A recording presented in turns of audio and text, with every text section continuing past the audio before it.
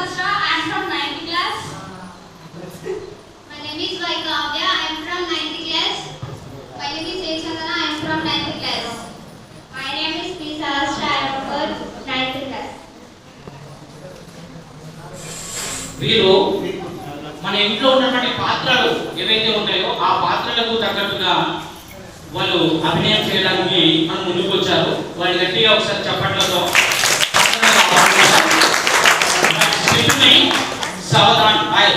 సావధానంగా ఉండాలి, శబ్దం చేయకుండా వినాలి.